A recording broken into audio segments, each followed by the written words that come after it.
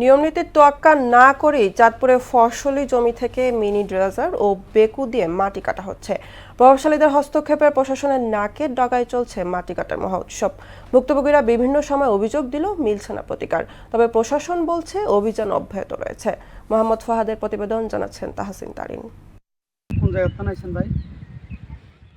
চাঁদপুরে ফসলি জমি, মাছের ঘের, ডোবাসহ বিভিন্ন জায়গা থেকে অবৈধ ড্রেজার ও বেকু দিয়ে চলছে মাটি উত্তোলন। সরকারিভাবে নিষিদ্ধ থাকলেও কিছু প্রভাবশালী চক্র প্রশাসনকে ম্যানেজ করে মাটি উত্তোলন করছেন।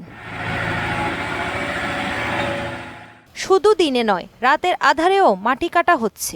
ভুক্তভোগীদের দাবি, বিভিন্ন সময়ে অভিযোগ জানিয়েও কোনো লাভ হয়নি, বরং হুমকির সম্মুখীন হতে হয়েছে। অনেকভাবে প্রশাসনকে জানাইছি, প্রশাসনে অনেকভাবে আসার পরে আবারও কিভাবে জানি এরা অনেক শক্তিশালী লোক, ওনারা প্রশাসনকে বা কিভাবে ম্যানেজ করে আমাদের এই ফসলি জমিগুলা সব নষ্ট করে দিতেছে। আমরা চাই যে এগুলা বন্ধ, পরিবেশ মাটি কাটা থেকে পরিবেশ রক্ষা হোক। তবে মাটি বিক্রেতারা কথা বলছেন ভিন্ন সুরে।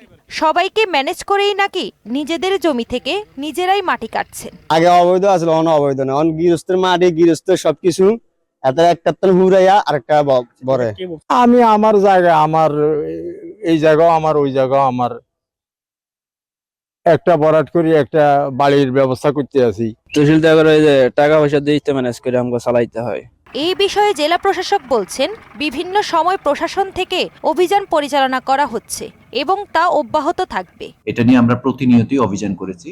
আমি আমাদের উপজেলা নির্বাহী অফিসার, থানার ভারপ্রাপ্ত কর্মকর্তা, উপজেলা কৃষি অফিসার, উপজেলা মৎস্য কর্মকর্তা, যখন আমি উপজেলাতে ভিজিটে যাই সবার সাথে এটা নিয়ে কথা বলি যে কৃষি জমি থেকে যারাই টপসয়েল কাটবে তাদের বিরুদ্ধে আইনানুগ ব্যবস্থা গ্রহণ করতে হবে। এইভাবে মাটি কাটা বন্ধ করা না গেলে খুব শীঘ্রই হুমকির মুখে পড়বে এখানকার পরিবেশ। তাহসিন তারিন, মোহনা সংবাদ।